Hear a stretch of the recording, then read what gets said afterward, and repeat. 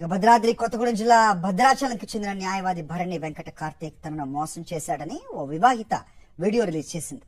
తన భర్త నుంచి విడాకుల కోసం 2 ఏళ్ల క్రితం లాయర్ భరణిని సంప్రదించారని చెప్పింది. డివోర్స్ ఇప్పించి తనను పెళ్లి చేసుకుంటానని భరణి నమ్మించాడని, గర్భవతి మోసం చేశాడని ఆరోపించింది. తాను పోలీసులను ఆశ్రయించడంతో కనిపించకుండా పోయాడని వెల్లడించింది. పోలీసులు తనకు న్యాయం చేయాలని విజ్ఞప్తి చేస్తోంది. భద్రాచలానికి చెందిన భరణి వెంకట కార్తీక్ అనే న్యాయవాది ఒక యువతిని గర్భవతిని చేసి మోసం చేశాడనే వార్త నడుస్తుంది. ఆ యువతిని నేనేనండి.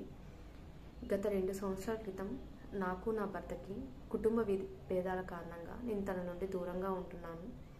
నేను డైవర్స్ ఇవ్వడానికి నేను భరణి వెంకట కార్తీక్ అనే న్యాయవాదిని కలవడం జరిగింది. నాకు డైవర్స్ ఇప్పించి నన్ను పెళ్లి చేసుకుంటానని మాటిచ్చి నాతో 2 సంవత్సరాల నుండి రిలేషన్లో ఉన్నాడు. ప్రస్తుతం నేను 2వ నెల గర్భవతిని. నేను ఆ విషయం కార్తీక్కి తెలియజేశాను. నన్ను బెదిరించాడు, నాకు సంబంధం లేదు, నేను పెళ్లి చేసుకోను అని చెప్పి. నేను ఎస్పీ సార్ని కలిసి పిటిషన్ ఇవ్వడం జరిగింది. ఎస్పీ సార్ సిఐ సార్ దగ్గరికి వెళ్ళమని చెప్పారు. సిఐ సార్ దగ్గరికి వచ్చి సిఐ సార్ని కలిశాను. సిఐ సారు కార్తీక్ని పిలిపించి మాట్లాడారు. మేము పెద్దవాళ్ళతో మాట్లాడుకుంటామని చెప్పారు. చెప్పిన తర్వాత పెద్ద మనుషులు వచ్చి మాట్లాడుకున్నాము. మాట్లాడాక నేను పెళ్లి చేసుకోను, ఇప్పుడు నాకు ఎటువంటి సంబంధం లేదు, ఎఫ్ఐఆర్ ఫైల్ చేసుకుంటే చేసుకోండి అని చెప్పారు. ఆ రోజు ఫిబ్రవరి 4వ తారీఖు నైట్ 9:30 టైంలో నేను ఎఫ్ఐఆర్ ఫైల్ చేయడం జరిగింది.